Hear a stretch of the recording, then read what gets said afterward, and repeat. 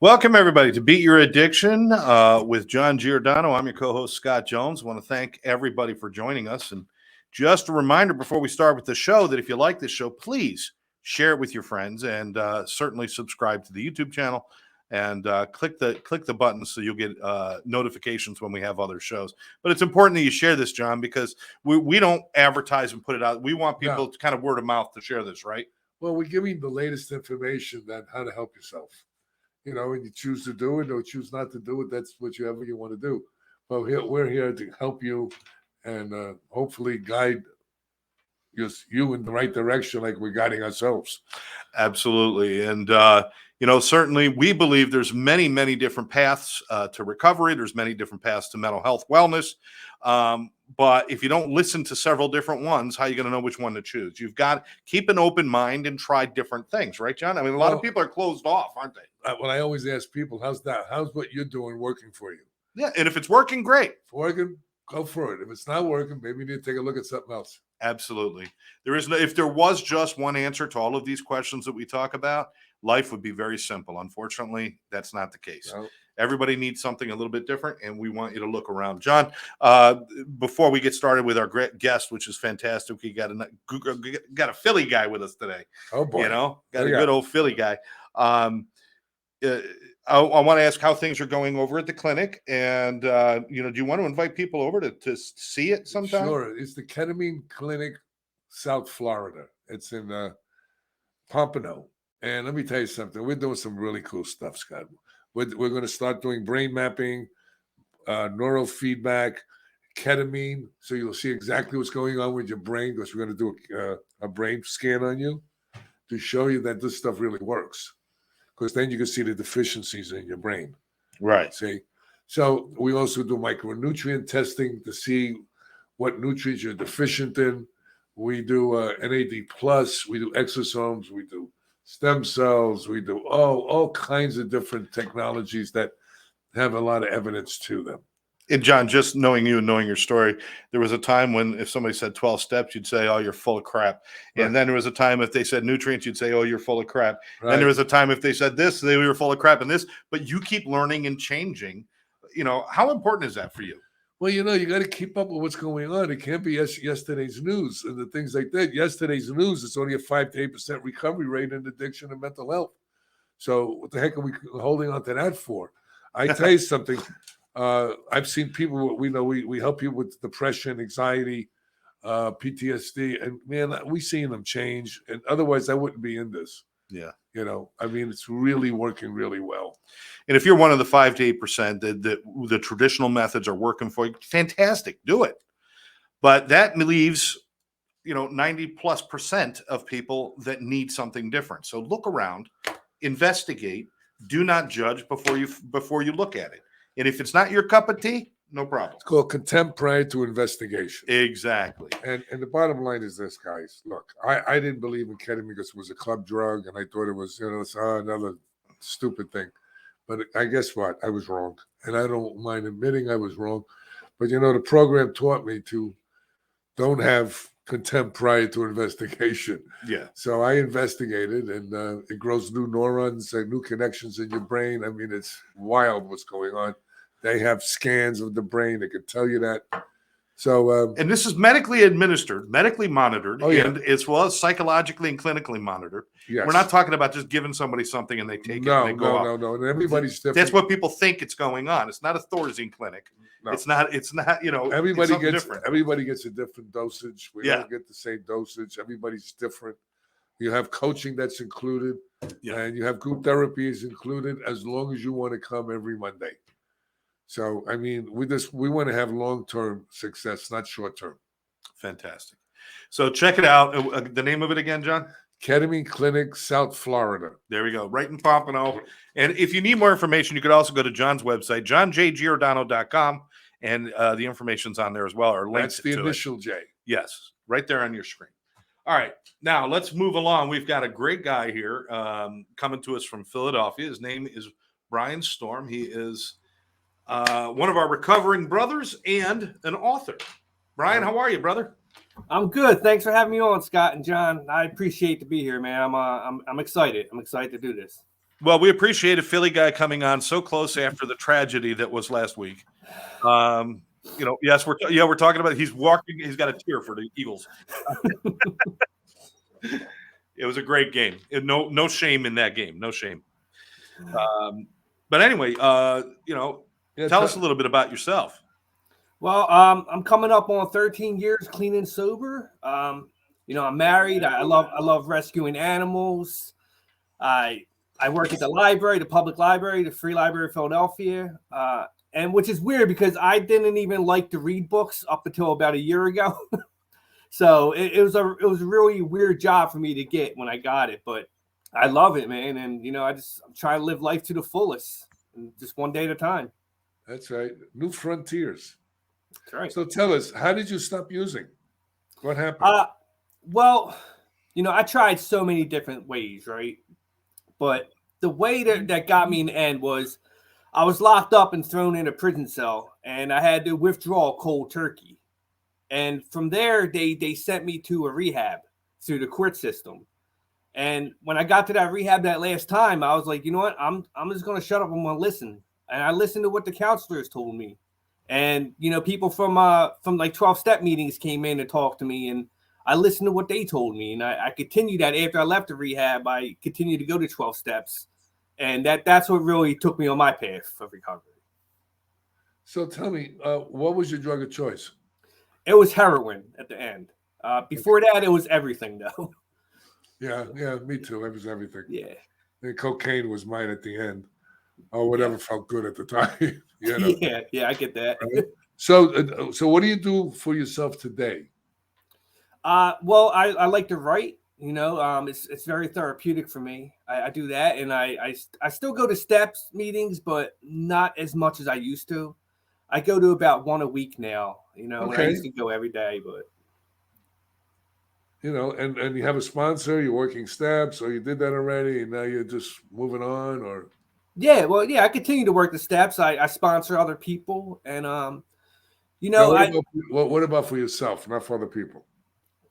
Well, helping other people is what I'm doing for myself. Okay, well, that's part of it, but then there's your own stuff you have to talk about. You know what I mean? Yeah, I help animals because that's a big satisfaction for me. All right, well, you got strategies that work for you, then that's great. Yeah. But life keeps showing up as we get. I mean, I'm doing like now, coming up on 39 years. Nice. I can't even believe I had 39 minutes, but that's another story. Yeah. And and every day, some days are struggle, not with drugs and alcohol, with life. Yeah. And dealing with life on life's terms. And, what happens with us addicts and alcoholics, it's easy to get caught up in life and forget about, where we came from, and then if you do that, eventually this disease is doing push-ups while we're sleeping. So, it's in shape. And if we're out of shape, we're going to get our butt kicked. So, that's why I always suggest that people, especially people that have a lot of time, time is really good and it's a savior, but also time can be not so good because people get lost in time and they don't do the things they did to feel the way they feel. And then those feelings start changing. You start lying a little bit, or you start manipulating a little bit, and you slack off on things that were helping you. And then you get involved with making money and you forget about taking care of you. And then, you get overwhelmed at home, and then you're overwhelmed at work sometimes. We get off in the first year, we're all excited about working, and then all of a sudden we get bored easily. So that's why we have to keep check on ourselves. Yeah, I absolutely agree. There was like a 5-year period where I wasn't going to meetings. I wasn't helping people. I wasn't doing anything that I did in the beginning, and it came out of pure laziness, really. I just didn't want to get up off the couch and go to a meeting. I wanted to watch TV with my wife instead, But the one thing that kept me going was just like through my higher power and through helping animals. Like I said, like my wife and I, we rescue a lot of animals, and I think that's what kept me going during those years when I really wasn't going. Well, reaching out, helping animals and helping people, because we're selfish and self-centered. It's all about us. Yeah. So when we're going and helping other people and other things, and doing something as a benefit, what I believe happens is we start to get high from it. In a good way. You know what I mean? But there's still a lot of issues that we carry around with us, a lot of baggage that we don't want to open up. Well, I'm doing right. I don't want to open up that baggage, but that baggage always opens up by itself sometimes. During our lifespan. How old are you now? I just turned 42 on Monday. Oh, happy birthday! Thank you. I never thought I would say this, but I'm 76, but I don't feel 76 in my head. I look in the mirror and I go, "Oh, who's that?" You know what I mean? But it's as time goes by, you see things so different. Imagine going back in time to seeing you when you were a teenager. Try to talk to you then. It won't happen, right? So so we have to start. Personally, I believe we all have to stay on top of our recovery. We got to reach out and help other people. We also have to help ourselves, because you can't give away what you don't have. That's true. And that's what I always suggest to people they need to do. It's not about the meetings. It's not about any of that. It's about staying involved. It's about about turning around and talking to people when you're not feeling good. Instead of doing what we always do, we stuff it until we can't stuff it anymore, and then we go get high. Oh, we do a behavior that's like getting high.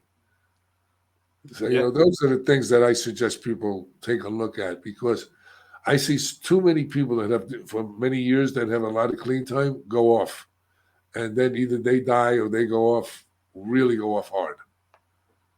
So it's scary in a way to watch all that. So, this enemy of ours, the negative stuff of ours, is vigilant, man. That's how I look at it. And it's good to see that you're doing this, and you're doing, helping with animals, and your life's changing, and but you got to keep that train moving. Otherwise you're going to get hit by a storm. Yeah, absolutely. So tell us a little bit more about what you do and what you suggest people should do. Well, like what I do as far as recovery, you mean? Yeah, for people. I mean, you wrote a book. What's the purpose of the book? Well, the purpose of the book is to help other addicts. I originally wrote this book 10 years ago. That's why it's called The Struggle 10 Years Later. And I wrote it just to help other addicts, to kind of share my story, and but I got a lot of feedback from people who've never done drugs in their life, though. I didn't realize that a lot of non-addicts were going to be reading it, So when I rewrote it this time, I kept that in mind. And I rewrote it in a way where even someone who has never done drugs in their life will be able to understand what goes through an addict's mind when they're using, and why they continue to use, and why they can't stop. So I really want to stress that point. And I also want to give hope to addicts who feel that way, who can't stop, and let them know, look, I was at the bottom of the barrel, and I was able to pull myself out of it, with a little help. I didn't do it on my own, but I was able to do it. And I want other addicts to understand that they can do it too. Well, what I think what most people say, well, yeah, man, but I've tried everything in the world. What did you do to get out of this? I know what you did to get in it, but now what do you do to get out of it? That's the point that addicts or people in general want to know. I gave up, really. I mean, it sounds dumb, but I gave up. I was like, I'm done fighting. I had to stop fighting, and I started listening to other people. I think that was the biggest step for me, was listening, because I've always been a stubborn person, and I always wanted to do things my own way. Look, I tried to get a girlfriend to stop because she didn't do drugs. It didn't work. I tried methadone for myself. That didn't work. I tried to run away to the military. That didn't work. I tried to just replace, the cocaine with just drinking. That didn't work. I tried to replace the drinking with just smoking weed. That didn't work. So when all these things didn't work, I started listening to other people. I was like, you know what? What did you do to stay sober? And when I listened to those people, that's when it started to work. Well, that's my point.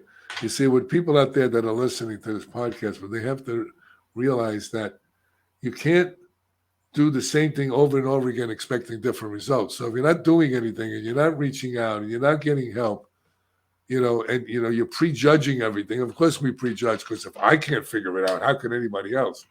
Well, guess Exactly. what? That's not true. There's a lot of people figured it out, and basically, we all do the same thing.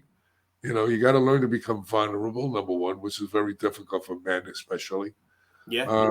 You have to recognize that you have other addictions because a lot of like cocaine addicts have sex addiction and normally, and alcoholics have gambling addiction, and it goes on and on and on and on. And there's always co-contributing. Some have eating disorders with addiction, with different drugs. So it's not just about drugs; it's about behaviors. So some of the things that we talk about on the podcast, first of all, exercise is very important. Now, when people are depressed or have anxiety, they don't want to do anything. So Yeah. that's why I opened up this ketamine clinic. It really, really, really working for people. I mean, unbelievable. And I'm not trying to sell anybody. I'm just trying to tell you, go look it up, man. And go look up NAD plus. It's another thing that helps with depression and anxiety. Also, NAD is in every cell of your body. It's FDA approved. Go look it up. Go look. I don't want anybody to believe a word I say to you. I want you to go look it up for yourself. Do your own work. Okay? So, otherwise, don't sit back and let me do your work for you or let Brian do the work for you. We don't want to do the work for you. We had to do our work, right? Yeah. John, I'm going to be honest with you. Before, I listened to this podcast before I came on, and I never knew what's it called? Ketamine? Right? Yeah. I never knew, I heard that term before, but I thought it was a drug people got high on. And then when I listened to It used to be. It's called Special K. Yeah, okay, all right. I thought that's what it was. But when I heard this podcast, I was like, wow, people are using that to get sober and clean. Like, that's awesome, man. Like, yeah, because like you said, there's a thousand ways to do it. Look, it's like anything else. Some people take, let's say trazodone. They take 2 or 3 to feel a buzz. Some people, no matter SSRIs, no matter food, no matter we have a disease of more of this, more of that. That'll be better than this. So Yeah. So and the bottom line is that with ketamine, the dosage when you have low dosage, and it's medically supervised. No, we have eye shades on. We put a headset on it with music. We do a meditation with them when they go on. That's 45 minutes. All right. Then they come out. It's about an hour and a half procedure. For 2 hours, You come out, you chill out. We talk to you about your journey and what you saw in your subconscious mind. It's pretty damn wild. They give everything a bad rap because, of course, people abused it. So they say, oh, it's no good across the board. But people abuse everything, food, drugs. So that means we do nothing. So everything was taken out of context, including me. I took it out of context as well.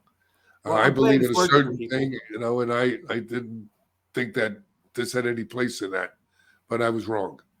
Whatever works. If I'm going to say whatever works, then what the hell am I saying not to do this or not to do that? I mean, that doesn't make sense. So it's really cool stuff. Yeah, I'm glad it's working for people. I really am. Oh yeah, it works for a lot of people. You know why? Because you're not talking to the software of the brain. You're talking to the hard drive.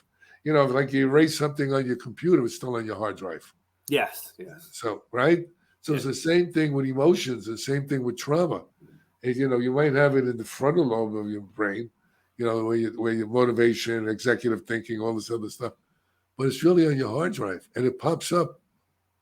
You hear a song, smell something, meet somebody, they sound like something, and it kicks everything up. Yeah, to this day, every time I smell gasoline, I think of heroin because I used to run out of gas all the time on my way to get some dope, and I smelled those fumes. Every time I smell it now, I think of heroin. Yeah, I remember running out of gas a bunch of times. I was so in a hurry to get to the place, I forgot about the gasoline. Yeah, put 57 cents in my gas tank. Yeah, I'm familiar with that one. Putting 50 cents in the gas tank. Yeah. Right, $1, whatever you had in your pocket. Yeah, exactly. When you had a gas tank, most of them had a bicycle. So Yeah. Oh yeah. Well, that's another story. Yeah, right. It's so for those people in recovery out there, look, guys. To me, a lot of people don't really understand about the 12-step. That's my bias. I believe in it. I believe in you doing the work. Now, people go there like I used to go there, and I used to say, I wouldn't even get high with you people. What am I doing here? I didn't come here to join a new religion. You know, you guys are telling your story, and you're making me want to use. And I had every negative thing that you could want to say, but I wasn't looking at the people that kept coming back that started to look better. And I said, Yeah. wow, look at that dude, man. I remember when he came in, he couldn't even walk. And now he's like dressed different and his hair's combed. And, you go, who is this? So I started to realize that, maybe I should keep my mouth shut and my ears open. And I don't have to agree with everything, but I just have to do the work, with what works. And that's why I wrote another book called How to Beat Your Addictions and Live a Quality Life. So I interviewed about a couple of hundred addicts and alcoholics that had other behavior problems, addiction, and I wanted to know how they stayed in recovery. Real recovery, not just quitting the drugs or quitting their behaviors, but actually living a lifestyle of recovery. And I put that in the book. Then I interviewed about 100, 150 addicts, alcoholics that chronically relapsed. I wanted to know what they did and what they didn't do. And then I put my stuff in there. And that's what the book entails. So it makes it easy. So it's, how to beat your addictions and live a quality life. And your book, what you're doing is, showing people, look, man, this is how we think. It's not just about willpower. We're like almost like someone's got a shotgun to our head, so you got to use, Yeah, it really is like that, like, because them thoughts, they would torment you, that obsession, man. It's over and over, and it talks to you in your own voice. Like, just get one bag, just get one more bag, just one bag. You'll be okay. And it's just nonstop. It's just, you can't turn it off. You can't. I know. It's like, how do you say it? It's like the sirens they used to say with the pirates that they used to put them to sleep and used to crash on the rocks, the mermaids and all this other stuff. Well, that's what the drugs are like, man. It's like they sing a song and you're just like, ooh, you're right into that song, Yeah. Then it doesn't show you the hell that you go through. You get 20-minute buzz and a lifetime of misery. So, oh man, yeah. No. And what people don't understand about these 12-step meetings, it's, you have to be around people that are on the same path. And when you work these steps that we talk about, this is an inward journey, trying to heal, doing our best to heal what we broke. Because we didn't start off broken, we broke it, Our environment helped break it, the people we were around supported that breakage, So, like people like yourself that write books and look where you are, where you were. Okay, now look where you are, and you're still going. Remember, it's hard to hit a moving target, so keep moving. That's true. Yeah, I'm always moving. Did you go to what school? Did you go? What kind of what's your education? Any? I've recently got my associate's degree, but I'm planning on going back to get my master's and maybe become a librarian. So I think that's my ultimate goal. That's cool, man. That's what people got to find a passion. Like my passion is doing this stuff. Scott's passion is doing this. That's our and painting. He's a great artist, by the way. Nice. It's just we got to seek out the talents that the Creator gave us. Whoever that is to you. And it's great to see that you wrote a book about this stuff. Did you write any solutions in the book?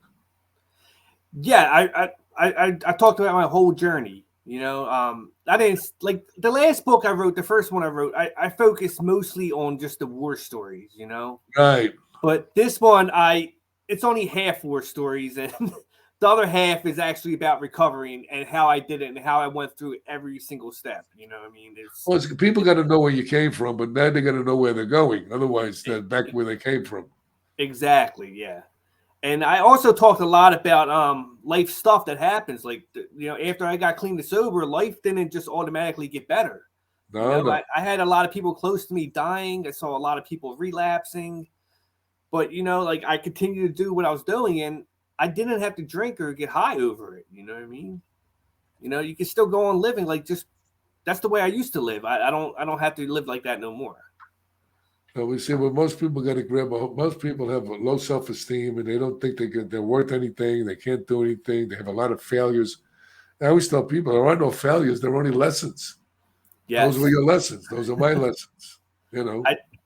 I teach at I do a chess club every week at the library, and whenever there's two opponents obviously, and whenever the one loses, I always tell them you didn't lose, you just learned how to beat him next time, because you saw how you lost, and now you know not to make that mistake again.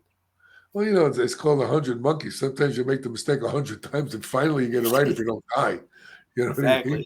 How many times did you say we're going to quit? I don't know about you. I must have been at least 100. At least.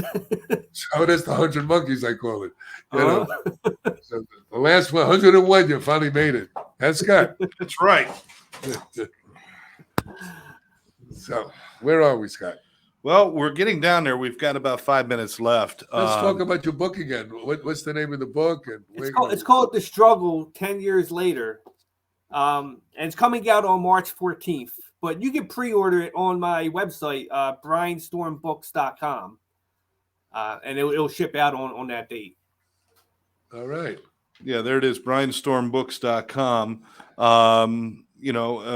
Brian, what would you like to keep doing? I know you're working with animals, you're writing books, you're doing all of that. Where do you see yourself going with all of this? What would you like?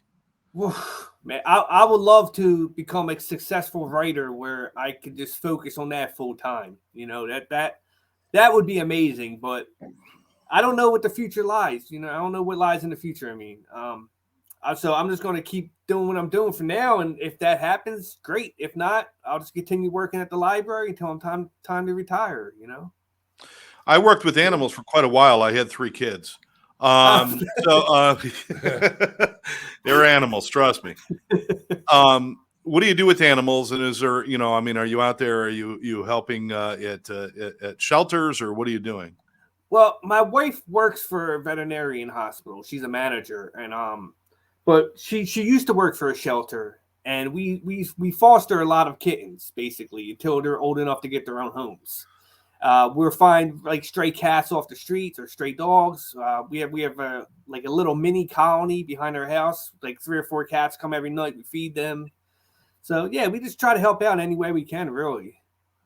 You're doing service. Most people don't realize it doesn't matter who you're doing service for or with. The fact that you're out of you trying to help people or things that are less fortunate than you is a sign to me of spirituality and recovery. Yes. And I wish the human race would see that instead of trying to get into money, power, and control. And everybody's out of control. Nobody's in power. And the money is squandered. So, it just doesn't make sense. They're after an empty, hollow shell of a life. Yeah. Speaking of people in power, your wife, does she support everything you do? Yes, she does. Excellent. Well, that's great. So I want everybody to check out brianstormbooks.com. Brian, congratulations on your endeavors and your recovery. Thank you. Damn close with the Eagles. Almost congratulations there. Well, there's always next year. There you go. You see, that's the attitude of gratitude. I got it. Hopefully, it won't be another McNabb situation. We always get to the dance, but we never get to finish. All right, John. Any final thoughts with No, it's always nice to have somebody in recovery on and talk. The real deal. Absolutely. And for everyone out there, just a reminder again, go to brianstormbooks.com. And then after you do that, go to johnjgiordano.com and check out all the work that John does. You can get copies of his books right through the website, or certainly you can go on Amazon just like you can with Brian, and see all the different publications John's in and the great work you're doing over at the Ketamine Clinic. Oh, yeah. And it's good. The book that I have that's similar to yours is called The Kid from the South Bronx Who Never Gave Up. Just to let everybody know. Mine's going to be The Kid from South Jersey Who Never Grew Up. That's what mine's going to be. That's in there too. All right. Well, thank you, everybody, for joining us once again for our guest, Brian Storm, John Giordano. I'm Scott Jones. Everyone out there, take care. Be nice to people, would you? Yes.